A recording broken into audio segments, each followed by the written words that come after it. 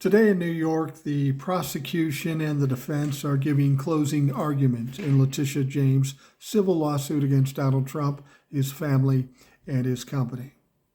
Now, Donald Trump, of course, wanted to make some comments in the closing arguments. In most situations, in most courtrooms, that would not be allowed, but Judge Engoron said, hey, okay, if you want to. However, there are some rules you have to follow. Judge Engoron gave him 3 deadlines, and he never agreed to those rules. So Judge Engoron pulled that offer of him talking during the closing arguments off the table. Donald Trump did pretty much exactly what we all thought he'd do. He wouldn't agree to those rules. It was taken off the table, and today, before going into the court, he was whining and crying about how the judge would not let him talk.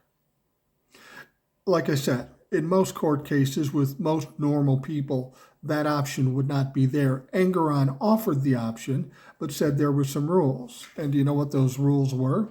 The rules were that he had to stick to the facts and the evidence in the particular case, that he couldn't turn this into campaign speech, that he couldn't call out and insult the court, the judge, or anybody involved in this thing.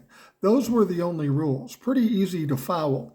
But we know now that Donald Trump wanted to do all those things, so he didn't agree to them.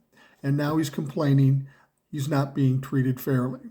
Well, he's being treated better than fairly because they even considered letting him talk. The fact that he can't follow rules, that's his fucking problem.